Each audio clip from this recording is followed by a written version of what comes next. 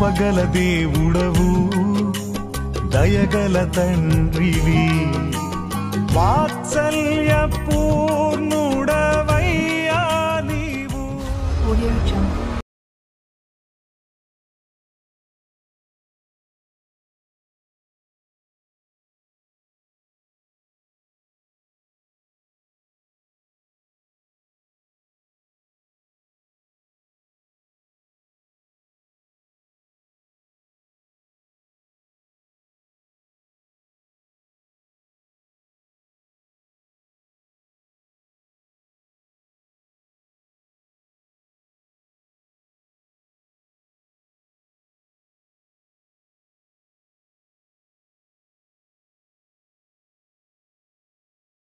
ప్రకటన గ్రంథం 13వ అధ్యాయం. ప్రకటన గ్రంథము 13వ అధ్యాయము 16, 17, 18 వచనాలు ఈరోజు చదువుకుందాం. కాగా కొద్దివారు గాని గొప్పవారు గాని, ధనికులు గాని దరిద్రులు గాని, స్వతంత్రులు గాని దాసులు గాని అందరూ తమ కుడి చేతి మీదనైనను తమ నొసటి యందైనను ముద్ర వేయించుకున్నట్లు ఆ ముద్ర అనగా ఆ మృగము పేరైనను దాని పేరిట సంఖ్య అయినను గలవాడు తప్ప క్రయ విక్రయములు చేయుటకు మరి ఎవనికి అధికారము లేకుండానట్లును అది వారిని బలవంతము చేయుచున్నది.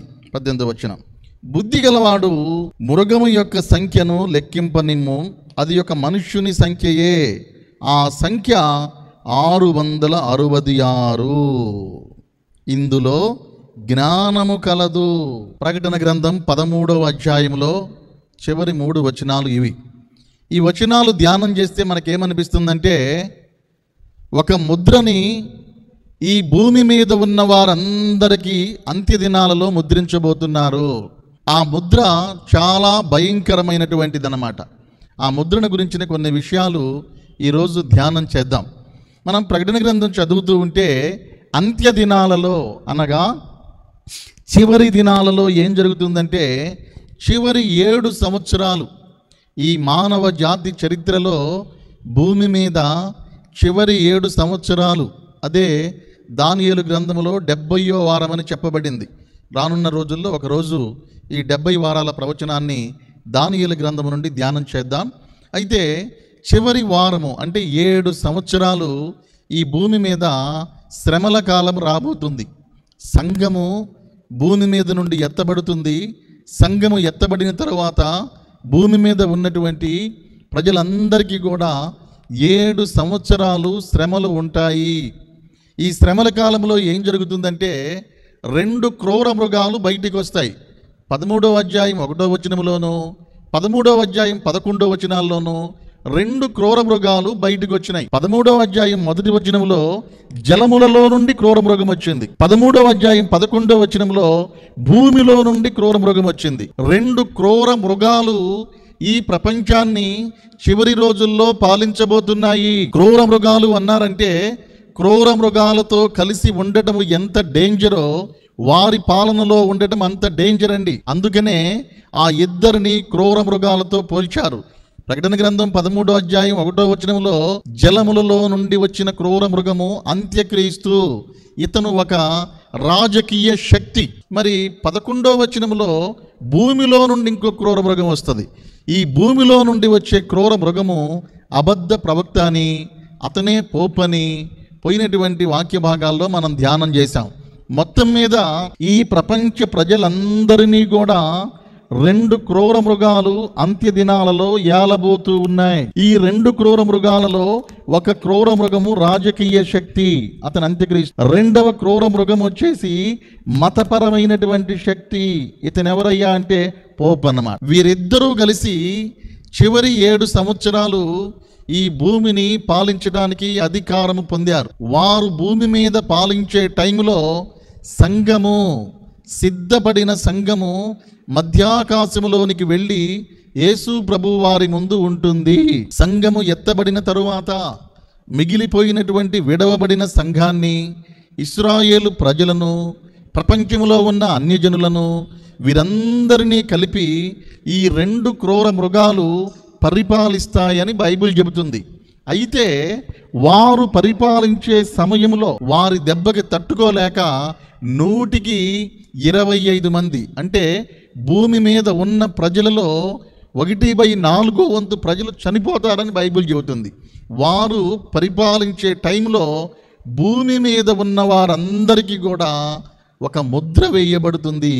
ఇదే 666 ముద్ర. ఈ 666 ముద్ర ఏంటి? ఇది ఎవరికి వేస్తారనేది ఈరోజు ప్రశ్న. అసలు 666 ముద్ర ఏంటి? ఈ 666 ముద్ర ఏంటి? ఈ 666 ముద్ర గురించిన విషయాలు ఏంటంటే, ఈ 666 ముద్ర వేస్తారని అందరికీ తెలుసు, కానీ దాని మీద చాలా అభిప్రాయాలు ఉన్నాయి. కొంతమంది అంటున్నారు అమెరికాలో 666 ముద్ర స్టార్ట్ అయిందండి, సిరియా దేశంలో స్టార్ట్ అయిందండి, ఇజ్రాయెల్లో స్టార్ట్ అయిందండి, బ్రెజిల్లో స్టార్ట్ అయిందండి అంటున్నారు. మనుషుల అభిప్రాయాలు ఎలాగున్నాయో మీకు ఒకసారి చెప్తాను. ప్రస్తుతానికి 666 ముద్ర అంటే ఏంటో 10 అభిప్రాయాలు ఉన్నాయి. 10 ఏంటో మీకు త్వరగా చెప్తాను, వినడానికి ప్రయత్నించండి. మొదటిది ఏంటంటే, 666 ముద్ర ఏంటయ్యా అంటే, రోమ్లో ఉండేటువంటి పోపు గారి కిరీటం మీద వ్రాయబడినటువంటి అక్షరాలు అంటారు. రోము నగరంలో ఈ ప్రపంచంలో ఉన్న క్యాథలిక్ సంఘాలందరికీ కూడా ప్రతినిధిగా ఉండే వ్యక్తి రోమ్లో ఉంటాడు, వాటికన్ సిటీలో ఉంటాడు. అక్కడ ఉన్న ఆయన ఒక బంగారు కిరీటాన్ని పెట్టుకొని ఉంటాడు. ఆ కిరీటము లేదా టోపీ దాని మీద ఏమని రాసుండిద్ది అంటే, వికారియస్ ఫిల్లీ డి అని రాసుండిద్ది. వికారియస్ ఫిల్లీ డి అని గ్రీకు భాషలో రాసుండిద్ది. ఈ అక్షరాలన్నింటినీ కూడా రోమా అంటే రోమన్ భాషలో ఉన్న అంకెలతో మారిస్తే 666 వచ్చింది. పోపు గారి యొక్క కిరీటం మీద వికారియస్ ఫిల్లీ డి అనే మాటలు రాయబడి ఉంటాయి. ఆ మాటల అర్థం ఏంటంటే, దేవుని స్థానములో ఉన్నవాడు. అంటే దేవుడు ఎక్కడుంటాడో దేవుడు ఉండేటువంటి పొజిషన్లో ఉన్నవాడని అర్థం. చాలామంది ఏమంటున్నారంటే, పోపు గారి యొక్క కిరీటం మీద ఉన్నటువంటి ఆ యొక్క వికారియస్ ఫిల్లీ డి అనేదే 666 ముద్ర, ఇది తర్వాత అందరికీ వేస్తారు అని చాలామంది చెబుతూ ఉన్నారండి. కానీ ఇది వాస్తవం కాదు. ఎందుకంటే అదే 666 ముద్ర అయితే ఆయన ఎందుకు వేసుకుంటాడు అసలు ముందు? ఇది మనుషుల యొక్క ఊహ. వాస్తవంగా ఈ 666 అనే సంఖ్య వస్తుంది కాబట్టి అది అయ్యుండొచ్చు అని ప్రజల అభిప్రాయం. అదొక అభిప్రాయం మాత్రమే.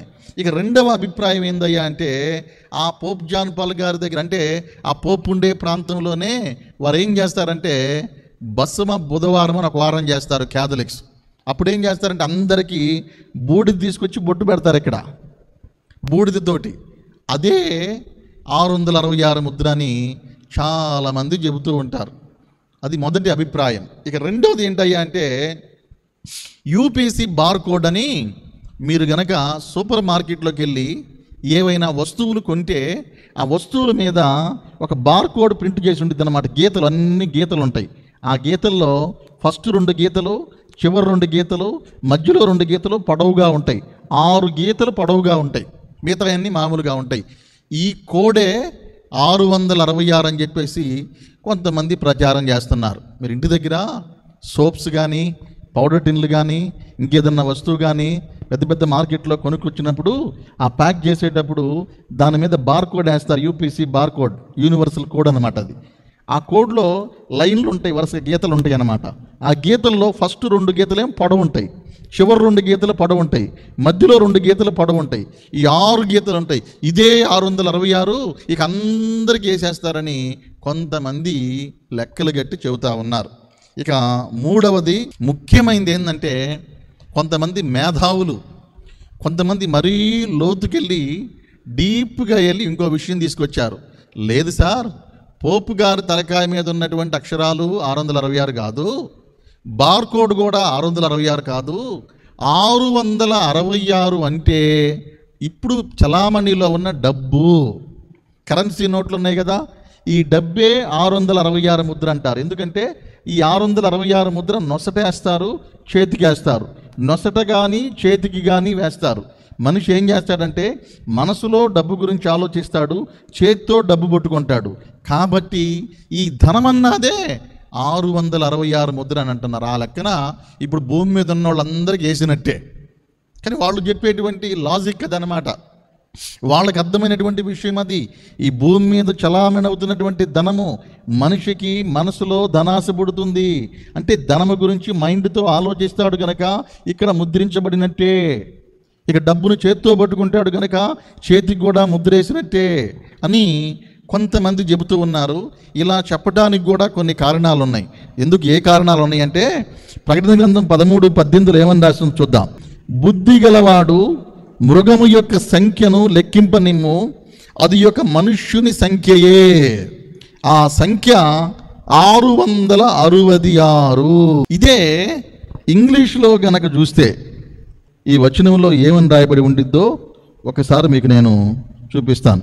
Here wisdom let him that hath understanding count the number of the beast, it is the number of man and his number is, ఆయన నంబర్ చెబుతున్నారు 666. ఇంగ్లీష్లో ఏమని రాయబడిందంటే 666 అంటే 666. 666 మరి ఇదే మాట బైబిల్లో ఎక్కడైనా కనపడిద్దా అంటే మొదటి రాజుల గ్రంథంలో కనపడిద్ది. 10వ అధ్యాయము 14వ వచనం. ఇక్కడ ఏముండిద్దంటే సొలొమోను మహారాజుకి అనేక మంది కానుకలు తీసుకొస్తారు. సొలొమోను మహారాజుకి తీసుకువచ్చేటువంటి కానుకలు బంగారము, వెండి, గంధపు చెక్కలు తీసుకొచ్చేవాళ్ళు. సొలొమోనుకు వచ్చేటువంటి బంగారము ఎంతో రాయబడి ఉంది. మీరు తెలుగు బైబిల్లో చదువుకుంటే 1300 అని స్టార్ట్ అయింది. అలా కాదండి, మీరు ఇంగ్లీష్ బైబిల్లో కానీ హీబ్రూ బైబిల్లో, తెలుగులో అలా ఎందుకు రాశారో నాకు తెలియదు, అంత తప్పెందుకు వచ్చిందో నాకు తెలియదు. కానీ అప్పుడు లెక్కలు అర్థం కాక అలా రాసి ఉండొచ్చు. కానీ హీబ్రూలో కానీ ఇంగ్లీష్లో కానీ మీరు చదువుకోండి. ఇంగ్లీష్లో ఏముందంటే నేను చదువుతున్నాను ఇక్కడ. సొలొమోనుకు వచ్చే బంగారపు కానుక, మొదటి రాజుల గ్రంథం 10వ అధ్యాయము 14వ వచనం. అక్కడ ఏమని రాయబడి ఉంది తెలుసా? 666 talents ఆఫ్ గోల్డ్ అని రాసింది. ఇందాకేమని రాసింది? 666 అని ఉంది. ఇక్కడ కూడా ఏముంది? 666 అంటే 666. అంటే సొలొమోనుకి ఈ 666 మణుగుల బంగారం వచ్చేదంట. ఇక్కడ 666 ముద్ర రహస్యంగా ఉంది కనుక ఇది ధనానికి సంబంధించిందని కొంతమంది అభిప్రాయము. ఇది నా అభిప్రాయమో ఎవరి అభిప్రాయమో కాదు.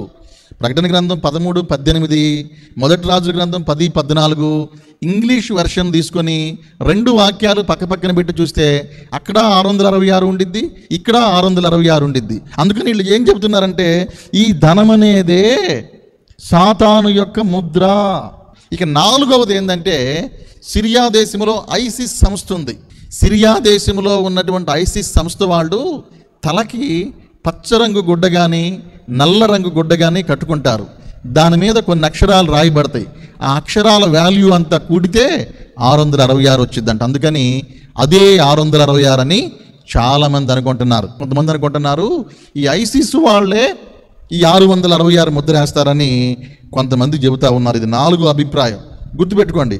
కొంతమంది ఏం పోప్ అంటున్నారు, కొంతమంది ఏం బార్కోడ్ అంటున్నారు, కొంతమంది ఏం డబ్ అంటున్నారు, కొంతమంది ఏం ఐసిస్ అంటున్నారు. ఇక మనోళ్ళకి వచ్చేసరికి, ఇండియాకి వచ్చేసరికి ఇండియాలో ఉన్న వాళ్ళు ఇంకా మేధావులు, వాళ్ళని తలదన్నిపోయి వీళ్ళు ఏమంటున్నారంటే ఆధార్ కార్డే 666 అండి అంటున్నారు. ఆధార్ కార్డు ఏంటంట? ఆధార్ కార్డు ఇస్తే ఫస్ట్లో కొంతమంది తీసుకోవాలా. ఎందుకు తీసుకోలేదంటే కొంతమంది అన్నారు అయ్యా 666 ముద్రటగా, అది లేకపోతే అమ్మటానికి కొనడానికి ఉండదంటగయ్యా అని చాలామంది అన్నారండి. ఆధార్ కార్డు 666 అవటం ఏంటి? వీళ్ళ ఆలోచన ఏంటంటే ఇదంతా ఆన్లైన్ సిస్టమ్ కాబట్టి, సమాచారం అంతా సెంటర్కి వెళ్ళింది కాబట్టి ఇదే 666 అని మనోళ్ళు బయలుదేరి చెబుతున్నారు. ఇంకా తెలివిగల్ల వాళ్ళు ఈ మధ్య బయలుదేరారండి. వీళ్ళు ఎవరు? కరోనా వచ్చినాక బయలుదేరారు. వీళ్ళు ఏమంటున్నారంటే నాకు కొన్ని 100 మంది ఫోన్లు చేసి కరోనా వ్యాక్సిన్ ఉందే ఇదే 666 అంటకయ్యా అని అడిగారు. ఫోన్ చేసి వ్యాక్సిన్ ఎంచుకోమంటారా వద్దంటారా అడిగితే నేనేం చెబుతున్నానంటే మీకు ఇష్టమైతే వేయించుకోండి, ఇష్టం కాకపోతే మానుకోండి అని చెప్తున్నా. మనమేం ఎవరికి సలహాలు చెప్పకూడదు కదా. అప్పుడు వాళ్ళు ఏమంటున్నారంటే అయ్యా ఇది 666 ముద్ర అంటకయ్యా వేయించుకుంటే ఏమన్నా అయిద్దేమో. ఇదేంటంటే వాక్యము తెలియనటువంటి వారు, మీ ప్రాంతాల్లో కూడా ఇలా చెప్పేవాళ్ళు ఉండుంటారు. కొంతమంది వ్యాక్సిన్కి పాత సంఘాల్లో వాళ్ళు వెళ్ళట్లా. ఏంటంటే ఇది అంత్యక్రీస్తు ముద్ర అంతా ప్రపంచం అంతా వచ్చిందంటగా, వ్యాక్సిన్ ప్రపంచం అంతా వేస్తున్నారు కాబట్టి అంత్యక్రీస్తు కూడా ప్రపంచం అంతా పాలిస్తాడు కాబట్టి ఇది అదే అని ఇంకా వక్ర భాష్యం. మన భారతదేశంలో వాళ్ళకు వచ్చినటువంటి ఐడియాలు బిల్ గేట్స్ కూడా రావు, అలాంటి ఐడియాలు వస్తుంటాయి అన్నమాట. ఇక కొంతమంది ఏం చెబుతున్నారో చూద్దాం. ఇక ఏడో విషయం ఏంటంటే, ఏడో విషయము క్యూఆర్ కోడ్ అని ఉంది, క్విక్ రెస్పాన్స్ కోడ్. అంటే ఇప్పుడు మనము ఫోన్పే కానీ గూగుల్ పే కానీ ఇవి వాడుతున్నాం. షాప్ కాడికి వెళ్ళినప్పుడు ఒక రకమైనటువంటి బార్ కోడ్ ఉండిద్ది, అక్కడ క్యూఆర్ కోడ్ అంటారు. క్విక్ రెస్పాన్స్ కోడ్ అని చిన్న బాక్స్ వేసి అందులో అవి ఉంటాయి అన్నమాట. ఫోన్ ఇలా పెట్టగానే స్కాన్ అయిపోయింది. కొంతమంది అనుకుంటున్నారు ఈ బార్ కోడే, క్యూఆర్ కోడే అంత్యక్రీస్తు కోడు అని చెప్పి ఇప్పటికి కూడా దాన్ని వాడని వాళ్ళు చాలామంది ఉన్నారు. ఒక్కసారి స్కాన్ చేస్తే మన ఇన్ఫర్మేషన్ అంతా వాళ్ళ దగ్గరికి వెళ్ళిపోయింది అంట కదా అని కొంతమంది భావిస్తూ ఉన్నారు. ఇక 9వది నెక్స్ట్ విషయం ఏంటంటే, బయోమెట్రిక్ వేస్తారు కదండి, వీళ్ళు ఏలు ముద్ర వేస్తారు కదా, వీళ్ళకి ముద్రే గుర్తొస్తుంది అనమాట.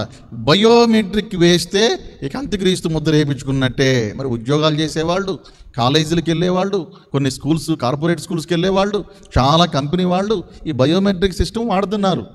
ఈ బయోమెట్రిక్ అంటే ముద్ర అంటే కదా, వేలి ముద్ర. బైబిల్లో ఏమన్నది, కుడి చేతి మీద ముద్ర వేస్తారని ఉంది. ఇది బయోమెట్రిక్ అని కొంతమంది అనుకుంటున్నారు. మరికొంతమంది ఏమన్నారంటే, పాశ్చాత్య దేశాల్లో చేతుల మీద తల మీద పచ్చబొట్లు పొడిపించుకుంటున్నారు, టాటూస్. ఈ పచ్చబొట్టే 666 ముద్రను ఇంకొంతమంది అనుకుంటున్నారు. మీరు కనుక లేవి కాండము 19వ అధ్యాయం 28వ వచనం, చచ్చిన వారి కొరకు మీ దేహమును చీరుకొనకూడదు, పచ్చబొట్లు మీ దేహమునకు పొడుచుకొనకూడదు, నేను దేవుడైన యెహోవాను. ఇక్కడ ఏమన్నా చూశారు కదా, పచ్చబొట్లు మీ దేహమునకు పొడుచుకొనకూడదు, నేను మీ దేవుడైన యెహోవాను. పచ్చబొట్టు పొడిస్తే అందులో ఏదో సీక్రెట్ ఉంటుంది, ఆ ముద్ర వేస్తారు అని ఈ యొక్క టాటూస్ కూడా వేస్తారు. ఈ టాటూస్లో రహస్యంగా లోపల కోడ్ దాగుండిద్దని కొంతమంది అభిప్రాయం.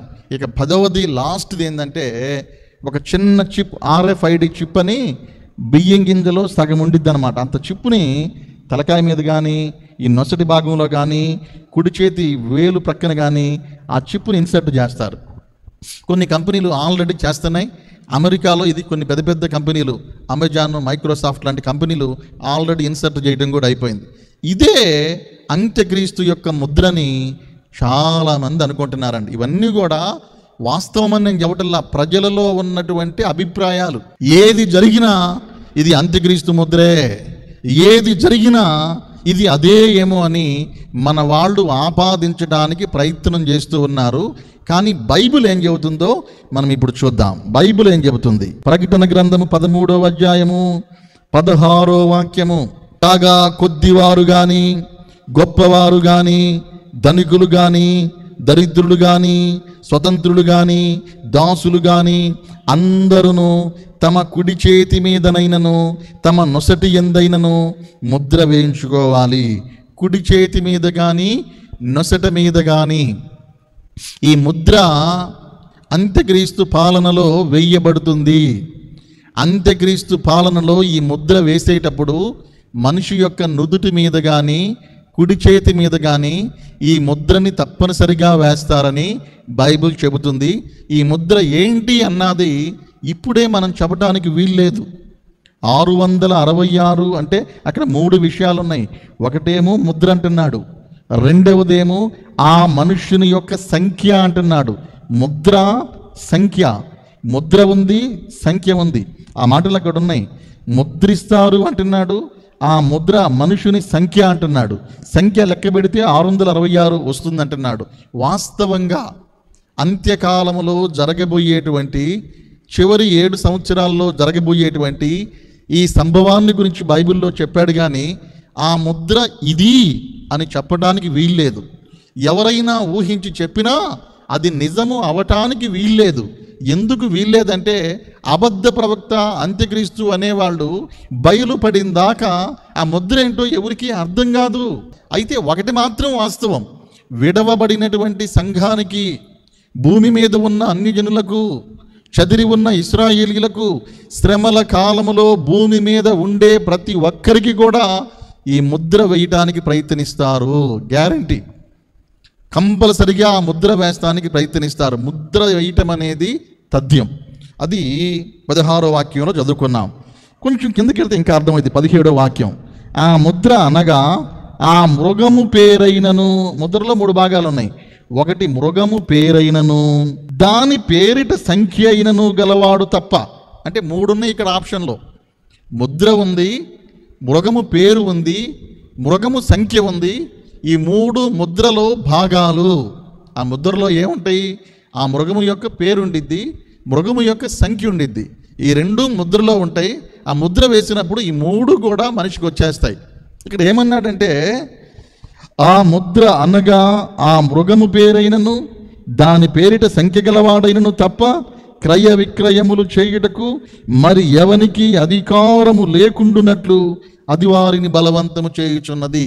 ఈ ముద్ర కనుక లేకపోతే భూమి మీద క్రయ విక్రయాలు చేసే వీల్లేదు. అంటే ఏంటి? అసలు ఈ ముద్ర ఎందుకు వేస్తారంటే మనుషులను గ్రిప్పులో పెట్టుకోవడం కోసం. ఎక్కువ మంది వస్తువులు కానీ బట్టలు కానీ కావలసినవన్నీ కూడా ఎక్కువ % ఆన్లైన్లో పర్చేజ్ చేస్తున్నారు. అమెరికా, యూరోప్, ఇజ్రాయెల్ లాంటి దేశాల్లో అయితే 195% ఆన్లైన్లోనే జరిగిపోతాయి. ఇళ్ళు కూడా ఆన్లైన్లోనే అమ్ముతున్నారు, కొంటున్నారు. కార్లు ఆన్లైన్లో అమ్ముతున్నారు, కొంటున్నారు. రాను రాను ఇక డబ్బులతో పని ఉండదండి. డబ్బుకు వాల్యూ ఉండదు. ఎన్ని కోట్లున్నా పక్కన పడేయటమే. నువ్వు అమ్మాలన్నా కొనాలి అన్నా కానీ, ఇది ఏమి చెయ్యాలన్నా నీ దగ్గర ఆ యొక్క నంబర్ అనేది ఉండాలి. ఏటీఎం సెంటర్లోకి వెళ్ళినప్పుడు కార్డు పెడితేనే గేట్ ఓపెన్ అవుతుంది. అప్పుడు ఏం చేస్తారంటే కార్డు పెట్టి మళ్ళీ తీసి ఇలా లేట్ అయిద్దని మనిషి యొక్క ఫోర్ హెడ్ మీదే ఆ చిప్ అనేది కనుక పెడితే, లేదా చేతి మీద కానీ ఆ ముద్ర అనేది కానీ పెడితే మనిషి అలా వెళ్ళగానే డోర్ ఓపెన్ అయింది. మనిషి వెళ్ళగానే ఆటోమేటిక్ స్కాన్ అయ్యిద్ది అనమాట. ఇప్పుడు టెక్నాలజీ బాగా పెరిగిపోయింది. మీరు కనుక ఫాస్టాగ్లు వెహికల్స్ వెళ్ళేటప్పుడు కూడా టోల్ గేట్లు అంతకుముందు ఆపి డబ్బులు తీసుకునేవాళ్ళు. ఇప్పుడు కారులతో ఉండగానే ట్రాన్సాక్షన్ జరిగిపోయింది, కారు వెళ్ళిపోయింది, ఆగాల్సిన పని లేదు. ఈ టెక్నాలజీ ఇంకా డెవలప్ అవుతుంది. ఆ కుడి చేతి మీద తల మీద ఆ ముద్ర వేసేది ఎందుకయ్యా అంటే ప్రపంచం అంతటినీ తన కంట్రోల్లోకి తీసుకోవడం కోసం. మనిషి లెగవగానే ఆహారం కావాలి, ఆకలేస్తుంది. ఆహారం కొనాలి అంటే నువ్వు షాప్కి వెళ్ళి కొనాలి అంటే ఈ ముద్ర ఉండాలి. మనుషులను భయపెట్టి ఉచ్చులోకి లాగటం అన్నమాట. 666 ముద్ర ఈ భూమి మీద చాలామంది వేయించుకుంటారండి. అదేపుచ్చుకుంటే ఏం జరిగిద్దో ప్రకటన గ్రంథం 16వ అధ్యాయము 1-2 వచనాలు. మరియు మీరు పోయి దేవుని కోపంతో నిండిన ఆ 7 పాత్రలను భూమి మీద కుమ్మరించుడని ఆ ఆలయములో నుండి గొప్ప స్వరము ఆ 7 దేవదూతలతో చెప్పగా వింటిని. అంతటా మొదటి దూత వెలుపలికి వచ్చి తన పాత్రను భూమి మీద కుమ్మరింపగా ఆ క్రూర మృగము యొక్క ముద్ర గలవానికి దాని ప్రతిమకు నమస్కారము చేయువానికి బాధాకరమైన చెడ్డ పుండ్లు పుట్టెను. ఎవరైతే ఈ ముద్ర వేయించుకుంటారో ఈ ముద్ర వేయించుకున్న వారికి బాధాకరమైన చెడ్డ పుండ్లు. పుండ్లంటేనే బాధ, అసలు పుండ్లంటేనే బాధ. ఇవి బాధాకరమైన చెడ్డ పుండ్లు అన్నమాట, క్యాన్సర్ గడ్డల్లాంటి. ఈ ముద్ర ఎవడైనా వేయించుకున్నాడా వాడికి క్యాన్సర్ గడ్డలు పుడతాయంట, చెడ్డ పుండ్లు పుడతాయంట, అల్లాడిపోతాడండి ఆ ముద్ర వేయించుకుంటే. మరొక విషయాలు కూడా 14వ అధ్యాయము 9వ వాక్యం నుండి చదువుతాం.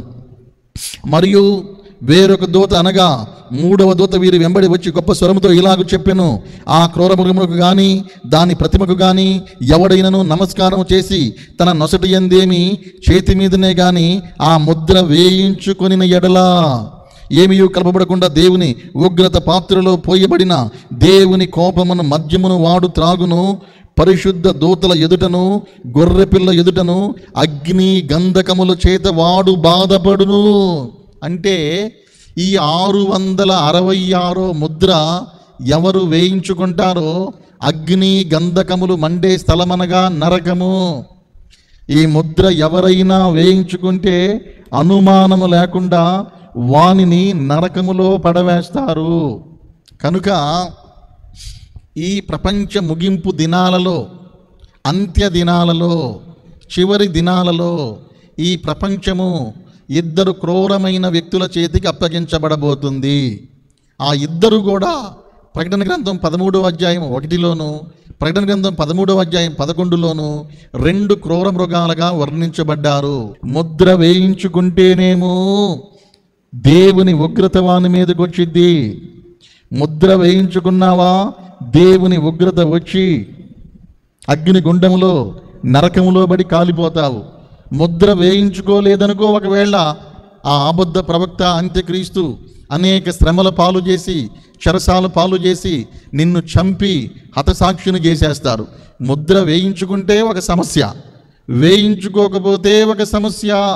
ఇప్పుడు ప్రశ్న ఏంటంటే, అసలు 666 ముద్ర ఏంటో తెలుసుకోవాల్సిన అవసరం మనకు లేదు. మొత్తం మీద ముద్ర అనేది ఉంది. అది చేతి మీద తల మీద వేస్తారు. ఆ ముద్ర ఏంటి అని తెలుసుకోవటం కంటే కూడా ఆ ముద్ర వేసే టైంకి మనం ఇక్కడ లేకుండా తప్పించుకొని పోవాలి. అబద్ధ ప్రవక్త చేతిలోను అంత్యక్రీస్తు చేతిలోను నీవు పడకుండా ఉండాలి అంటే వారు బయలుపడక ముందే సంఘము ఎత్తబడినప్పుడు ఎత్తబడాలి. చాలామంది అండి ఈ విషయాలు అర్థం చేసుకోవటం లేదు. వాస్తవంగా ప్రకటన గ్రంథం 4వ అధ్యాయం దగ్గర నుండి ప్రకటన గ్రంథం 18వ అధ్యాయం దాకా మధ్యలో ఉన్నటువంటి సంభవాలు ఏవి కూడా ఎత్తబడిన సంఘానికి సంబంధము లేనటువంటివి.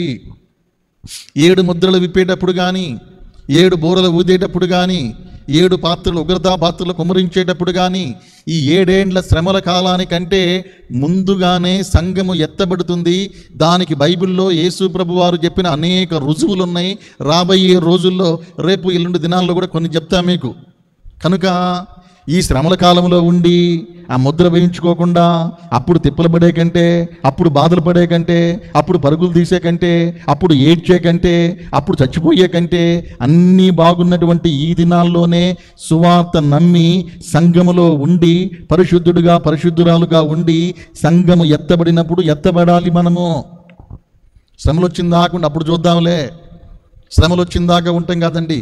శ్రమలు రావటం అనేది వాస్తవము, ముద్ర వేయటం అనేది వాస్తవము, క్రయ విక్రయాలకు అనుమతి ఉండని మాట వాస్తవము, అంత్యక్రీస్తు చేతిలో చావటం అనేది వాస్తవము. ఆ రోజులు రాకముందే, ఆ శ్రమలు రాకముందే, వారి చేతిలో పడకముందే, క్రూర మృగము బారిన పడకమునిపే, దినాలు బాగున్నప్పుడే మనము ఎత్తబడితే మంచిది. ఈ 666 ముద్ర వేసేటప్పుడు మనుషులను తీవ్ర ఒత్తిడికి గురి చేస్తారు, బ్లాక్మెయిల్ చేస్తారు, హింసిస్తారు, అనేక రకాలుగా మనిషిని బాధ పెడతారు. నువ్వేది కొనటానికి ఉండదు, తినడానికి ఉండదు, ఏమీ దొరకదు, పస్తులు ఉండాల్సి వచ్చిద్ది, పిల్లలు అలమటించాల్సి వచ్చిద్ది, ఆకలితో కేకలు పెట్టాల్సి వచ్చిద్ది. అయ్యో దేవుడా అని చెప్పేసి దేవుని బిడ్డగా ఉండాలంటే వాడి చేతిలో చావాల్సి వచ్చింది. అలాంటి పరిస్థితులు రాకముందే, అలాంటి ప్రాబ్లమ్స్ రాకముందే, అంత్యక్రీస్తు అబద్ధ ప్రవక్త బయలుపడక మునిపే, వారికి అధికారము అందక మునిపే సిద్ధపడిన సంఘములో మనం ఉండి, కన్యకలు ఏ విధంగా బుద్ధి కలిగిన వారు వెళ్ళిపోయారో ఆ విధంగా మనందరము దేవుని రాజ్యానికి వెళ్ళాలని నేను మనస్ఫూర్తిగా కోరుకుంటున్నాను. మన ప్రభువు ఉగ్రత పాలు కాకుండా మనల్ని రక్షించడం కోసమే పరిశుద్ధ గ్రంథాన్ని మనకిచ్చాడు. ఇలాంటి వర్తమానాలు వింటున్నప్పుడు, ప్రకటన గ్రంథంలో వర్తమానాలు వింటున్నప్పుడు, రాకడ వర్తమానాలు వింటున్నప్పుడు, రక్షణ వర్తమానాలు వింటున్నప్పుడు వెంటనే సిద్ధపడి, అయ్యో ఆ దినాలు మనకే వార్నింగ్, జాగ్రత్తగా ఉండాలి అని మెలకువగలిగి పరిశుద్ధతను కాపాడుకొని మనందరము కూడా ఎత్తబడుదుముగాక.